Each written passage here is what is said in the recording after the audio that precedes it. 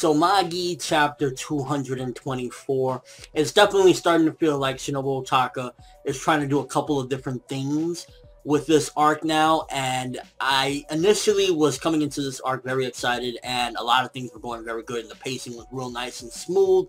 With chapters like this, it still overall accomplished a couple different things, but ultimately I definitely feel as though the pacing went from it was going very smooth and nice, and we were advancing through the Alma-Tehran arc very nicely with the pacing and whatnot. But then we getting chapters like this and the one prior to this one, and it slowly feels as though she's trying to add more shoujo romance type of elements to it, at the same time still doing the political aspects and, you know, giving character development. Because with this particular chapter, the two main things I would say that it accomplished, maybe you could argue three, but the two main ones is character development for Sheba. She absolutely finally reached the point where she is definitely more dominant, more of a mature person, more of a mindset of understanding things and how the world works. So it did that. It gave character development for Sheba.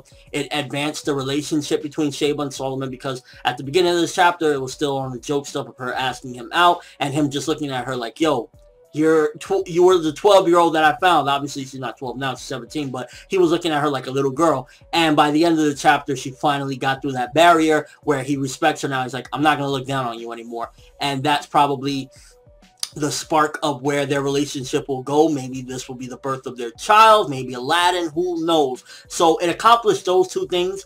It also, I guess, for the third thing that I could say it accomplished was it showed humanity and just where a lot of the problems that, you know, initially start off, where they come from, and a lot of it has to do with jealousy and, you know, envy and whatnot, because a lot of these people, they were just like, yo, you're doing the same thing and you're a hypocrite, and, you know, they were trying to bring him down with lies and slander.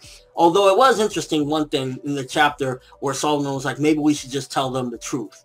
And I was thinking like, whoa, what are you talking about? Was he referring to something that we already know that he hasn't told the public yet? Was it something that we don't know that he, you know, that he was going to say or whatnot? So that was one of the interesting bits of the chapter, amongst, you know, of course, the progression of Sheba. Now, something that this chapter also made me think of was regarding Arba and the whole thing, because still in the balance, one of the ultimate goals of this arc that I'm really looking forward to and that I really want to see is who the hell is Gyokuin.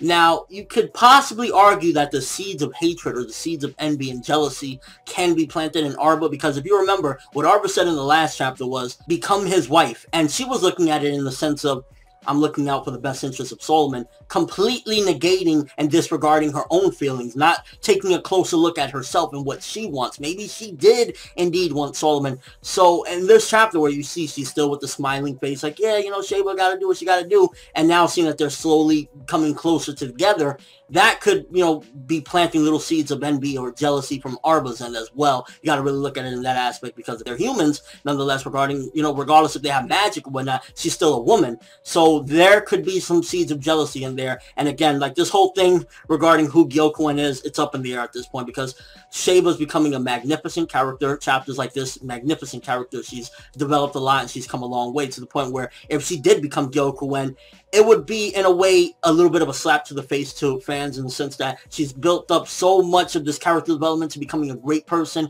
How the fuck do you fall from grace so far, other than somebody controlling her, or some outside force that is absolutely taking against her will, or just some traumatic event to the point where it's just beyond repair, her feelings and her mindset and her overall ambition. But I felt this chapter did what last chapter did, and it feels as though it's definitely like giving some purpose, in a sense of giving character development, which is still nonetheless an important thing. But as far as progression goes, barely any progression, really. It was just mainly like character development and character relationships. And it's like, this isn't a romance manga, and I can understand, in a sense, this is Shinobu Otaka. You gotta remember, this is a female, guys. Females, from time to time, they want to do things like this. They want to explore romance aspects of stories, unlike, you know, Big Three or fairy tale stuff like that. You'll have that sprinkled here and there, but it's mainly teased to continue the story. This is actually integrated into the story, and you've seen relationship being formed, and that's all good and everything, except this is the past, and this is like Aladdin talking. And at some given point when I'm reading the chapter, I'm just thinking to myself like,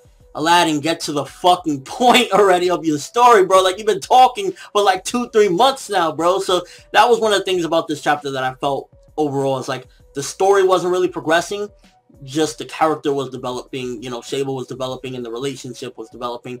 And I guess it was showing just humanity itself and, you know, people looking around and kind of forming jealousy and envy and trying to twist, you know, Solomon's words around. So it had environment elements as well, like just the environment of how people are reacting, and people will betray you. People, you know, not everyone is going to be 100% behind you. And I guess that was also attacking Solomon's overall insecurities in a sense, because remember, one of his big insecurities, I don't want to be my father. I don't want to end up like him. And somebody's throwing all of that into his face. Really curious what he meant by we should tell him the truth. Again, is it something we already know? Was it something that we don't know that he was going to reveal right there until Sheba completely came out of nowhere and was like, bam, I'm boss, bitch. But yeah, definitely Amaterasu is really starting to drag. Like, and it's not like necessarily bad, because it is, again, the characters that have been introduced in this flashback is getting development, but ultimately it's like, what's going on in the summit? When are we going to get back to the main timeline? And I felt like the way Shinobu was teasing, I don't know if she was just trying to give us like, don't worry guys, you're going to have to go through some romance shit, but I'm eventually going to give you something big after this. So hopefully the payoff of all of this is very great. The payoff we got in this chapter, I felt, was,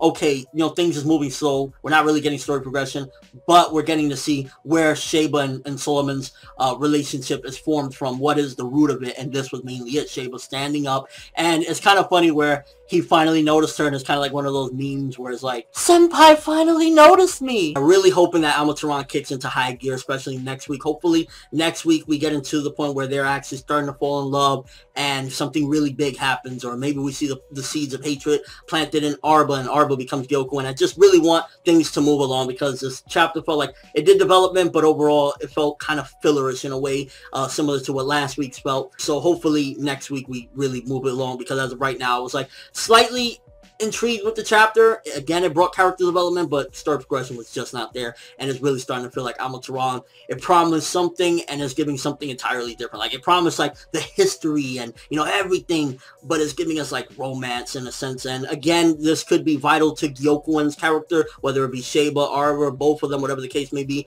but it felt dragging along. So with this chapter, I'm gonna give it a 6 out of 10. Mainly all of that was due to the 3 things that I already discussed regarding, you know, Sheba's character development, the relationship with Solomon, and the surroundings and people like backstabbing Solomon. So it got those merits, but it's really like, Shinobu, please move it along, baby. Like Aladdin, shut the fuck up and get to the point of your story so people can understand. Because as of right now, it's like, why does Sinbad and all these people need to know what Sheba was going through, you know? So just get to the point. That's really all I'm saying, because again, I enjoyed this chapter for what it was, and it gave good aspects in a sense, but story progression was just like, we're at a standstill right now. And sometimes Magi likes to do that because it likes to give you an abundance of information, but this feels a little bit like on the back burner type of things. Like, we don't need too much of this. So again, 6 out of 10. Let me know what you guys think of this chapter. Do you think that Sheba is gonna, you know, her relationship with Solomon is gonna make Arba feel a certain way after this because she didn't consider her own feelings? And ultimately, where do you think it's gonna go from here? Do you feel as though Amaterasu is starting to really drag? Because again, at this point, it's like,